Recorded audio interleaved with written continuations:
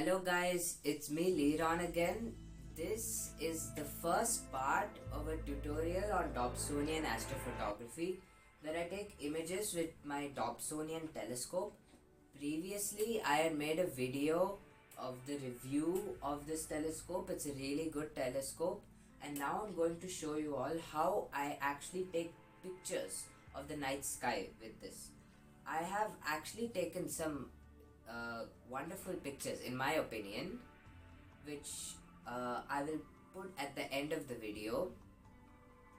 Wonderful in the sense, really good for a setup like this where I'm living in a bottle 9 sky, which is the most light polluted sky. I'm using a smartphone which has a very small sensor and creates a lot of noise in the image, as well as a Dobsonian which does not have tracking, which means it tracks the stars as the earth rotates. With all of these factors, I've managed to get some pretty decent pictures, and I'm going to show you all how I actually took those pictures with a setup like this. So firstly, what will be required, the things which we need are the telescope and the eyepiece which comes with it, and a smartphone adapter. This is an adapter. As you can see, it has two parts. This is a clamp where you put the phone in, and this is where you attach it to the eyepiece of the telescope. So I am going to show you how you can actually attach a phone and this with the eyepiece together and actually view objects in the night sky through the phone screen. So firstly, I'm going to take the phone and the adapter, and I'm going to make this wider by adjusting this knob right here. So I'm just turning it to make it wider so the phone can fit. In the meanwhile, you can figure out which camera your phone uses. You need to use the primary camera and put it in front of the eyepiece. That is the most important. And the reasons why we should use this is because our hands shake a lot and we don't want that while we're taking the images. So I'm just going to leave it like this, and I'm going to put the phone in it. So I'm going to take it and I'm going to put the phone inside it like this. I just put the phone in there and I put it over the camera. So I'm just going to adjust this. My main camera is this camera, so I'm going to put this in front of this, as you can see in a moment.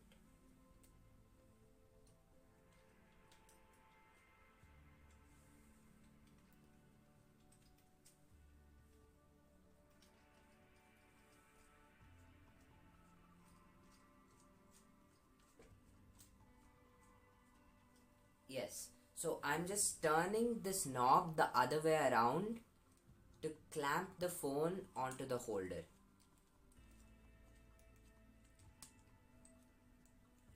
This seems pretty good. So now what I'm going to do is I'm going to take this and I'm going to unloosen this screw, and I'm going to put it over this camera. As you can see, you can see the clamp right here. So what I'm going to do is I'm going to slightly move it up, move the phone up, and make sure that it reaches perfect. I'm gonna put it like this, and I'm just going to completely clamp it down. It should be tight or else it can fall, and we just align it like this. Yes, this seems right. So now what you can do is you can look for the camera app which I suggest, because in most phones you won't have the option to control the shutter speed, how long the camera sensor is open for, and the ISO, the light sensitivity. So what you can do is you can use download third-party apps from the Play Store, or depending on which operating system you're using, you can just download one. If you're using Android, I suggest one. It's called ProCam X Lite, I think that's the name. In that you have quite a bit of controls. I'm just going to open it right here. So this is the startup menu of ProCam X Lite. Here what I am going to do is I'm going to first click this adjust, or depending on which app you're using, you want to try and change the image mode to RAW. RAW is basically an image mode which does not compress it as much as JPEG. When you use formats like JPEG, the data is compressed and there's less detail using JPEG. So when you use RAW, you get more detail. However, the file size will be larger, and I will discuss most of this a little later on. As you can see, this is JPEG right here. Yeah, okay, I don't think you can see it, but it's there. It's right now it's JPEG, so I'm just gonna click it, and it's now JPEG plus RAW. I don't think it's visible, don't think it's in focus. Yeah, there's a small JPG and the plus sign below it. So that is going to take a JPEG image for your reference for what you can see, and a RAW image. Most likely your phone or your laptop is not going to be able to read that RAW image unless you use different apps, which I'm going to show in part 2. For now, we just need to leave it like this. JPEG plus RAW is the best option because you can view your frames as well as use the data. And then what you're going to do is you're going to go here, click S. Now this is very important. What you can do is change your shutter speed, how long it is open for. I usually leave it at my camera's highest, which is 0.6 seconds. Depending on yours, it might be 30 seconds or just 0.2 seconds. So it really depends. If you have something like 30 seconds, it's best not to leave it at 30 seconds, and I'll show you in a few seconds. Now I am just going to attach the eyepiece and this. So what I'm going to do is I'm going to completely loosen this one as much as possible, because my eyepiece is quite big right here, and I'm just going to put it in there, and I'm just going to clamp it by turning this knob. Yes. Now I'm going to slightly adjust my camera so that you can see a full circle. As you can see here, this is when it is aligned. You can see that there's a circle, there's a ring, and that is just the eyepiece. Later we can crop that out in our post-processing, so that's nothing much to worry about. But it's really important to have this phone camera and eyepiece lined up. Now I'm going to discuss on the shutter speed and the ISO. As already I've mentioned, you should keep your shutter speed at an not at a high amount, rather somewhere around 1 second, because due to Earth's rotation, the stars are moving through the sky, so it's going to create an elongated trail, and I'll put an image of those elongated trails. And as you can see, there's a difference in the stars, so you have to use a shorter exposure. So what I recommend is you attach your eyepiece, just slide your eyepiece in and just check. You can try with different values. For me, 0.6 seconds is the best because I get the most data, as well as no trailing, no visible trailing. And after that, you should set your ISO. ISO is the light sensitivity. I just clicked it right here, and a bunch of values pop up. It's best not to use the highest ISO, because using the highest ISO there'll be a lot of noise. However, you shouldn't use an ISO too low, as you can't see your stars in the image. So what I'm going to do is I set it at 1600. 1600 is the usual for me. I find it as the balance between noise and visibility of the stars. Then now the final, one of the most important things is the focus. Never leave it in autofocus. We have to keep it in manual focusing, and change your value. So you should check whether the stars are large, circular, or if they're point-like. When they're point-like, it means that it is in focus. You also have to focus with the actual telescope by using the focuser, and as well as in the phone camera app. Now it's taking two types of frames. They are light frames, your actual images, and dark frames, which are something called calibration images. I'm going to come to that in a second. So light frames are the ones which you are going to be using to get the data and process it, essentially stacking, and then post-processing that final image so you can get an output. While these calibration frames are going to be used to reduce the thermal noise caused by the camera sensor. There are actually three types of calibration frames: darks, biases, and flats. However, we do not need bias and flats, because with phone sensors there isn't much of those types of noises. Bias is used for correcting bias noise, and flats are used to correct vignetting and dust spots. So if you keep your telescope eyepieces clean, and the camera lens clean, then that wouldn't be a problem. And taking lights is also a little difficult. Flats is a little difficult.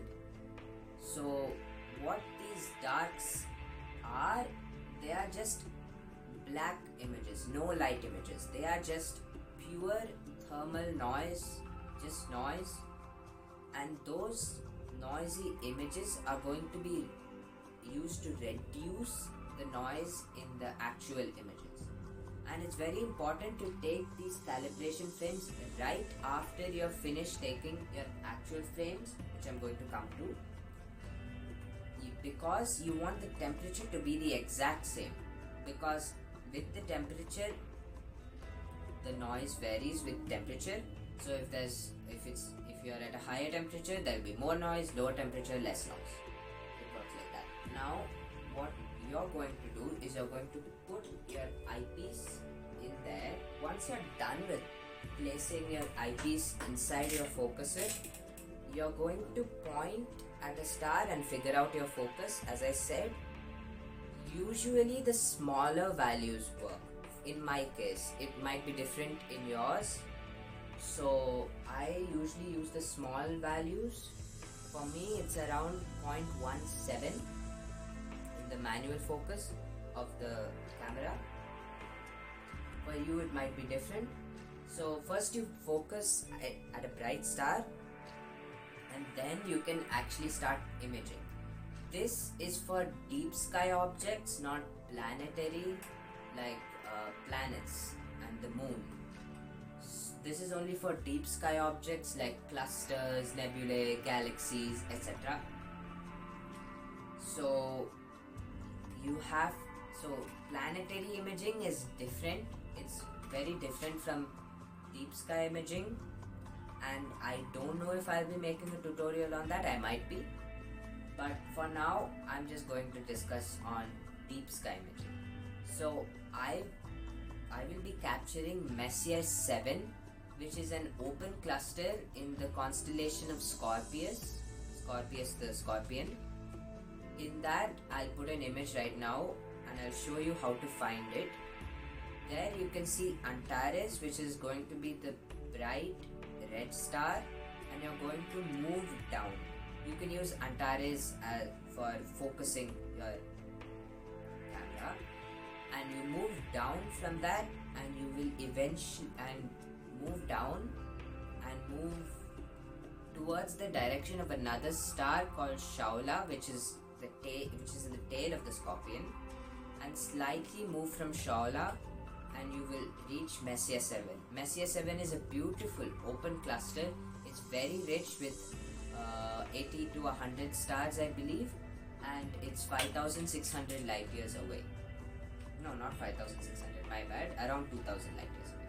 I'll put the correct distance on the screen.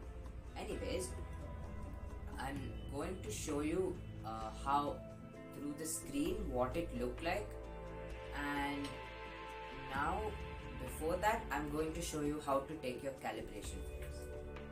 So firstly, I'm just going to put the eyepiece in. So now I have attached the eyepiece to the focuser, and I'm just going to keep it like this. I am not going to actually point at a star because it is cloudy at the time of recording, but when it is clear I'll show you the actual stars through the screen. So now I'm going to quickly show you how you can actually take your dark frames. So what you want to do is you want to take your telescope lid, the lid of the telescope, and keep it right over. And basically you want no light entering this because you just want to capture the raw noise.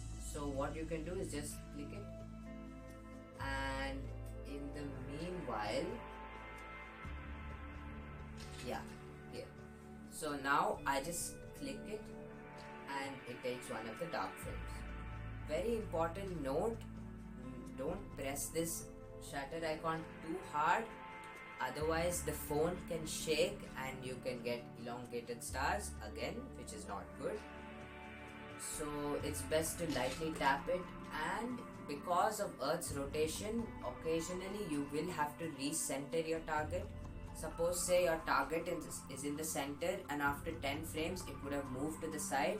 You want to move the telescope just a little bit so it's back in the center. You want to keep it centered most of the time. So I would suggest every 5 to 10 frames centering it. You don't want to center too often because you will waste a lot of time, but you don't want to center it too late because the stacking software can actually have problems and you can get lots of artifacts with that. Trust me, I've gotten really bad results when I did that. So you have to prioritize between time and quality. It's best to keep it centered between 5 and 10 frames. So I'm just going to show how I'm going to show you the cluster through the phone, and I hope you enjoyed it.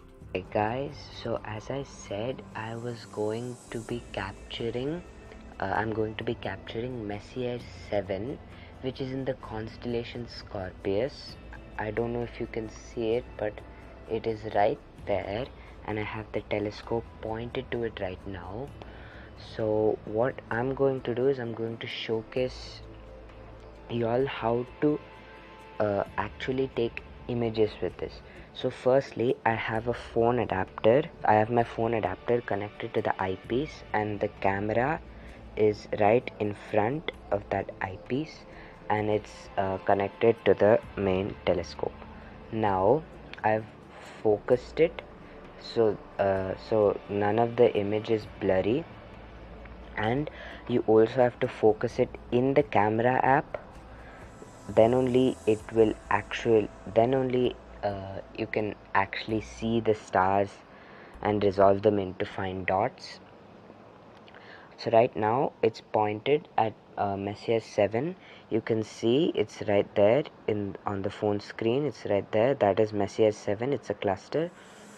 And I have set my shutter speed to the absolute maximum. Then I've kept an ISO of 3200. It can be as much as you like. You just need to see it properly. A lower ISO is recommended so that there's less noise.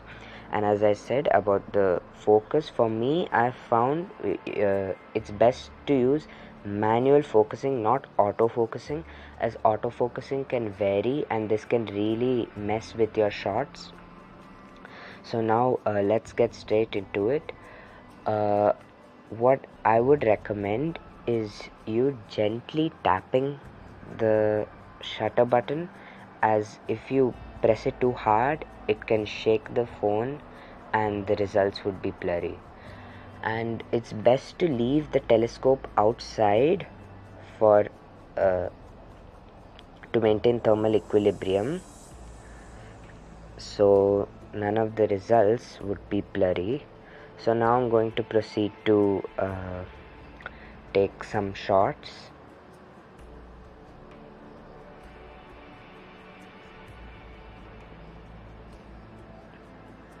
And I forgot, you have to set it to RAW. So here I've set it to JPEG plus RAW.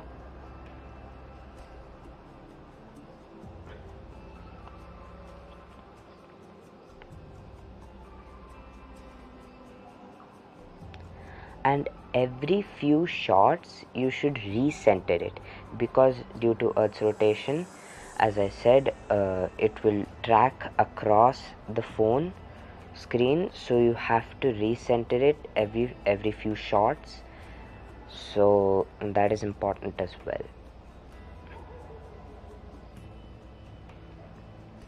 So when I'm done taking these light shots, which are essentially the actual images of the target, I'm going to get back to you. So now I'm done taking my light shots. Now what I'm gonna do is I'm gonna take the darks, and as I mentioned, you have to take these right after you take your lights because they have to be at the same temperature. So now what you're gonna do for this is you're going to tilt your telescope up. I don't think you can see it here, and you're going to keep the lid, the dust cap on. This is to prevent any light from entering at all. There should be no light, no stray light or anything coming into it. I don't think you can see it here, but now as you can see it's completely black. Now here, leave the settings exactly the same as it was before and just start taking shots. So I'm gonna start taking them, and I'm gonna take around 20.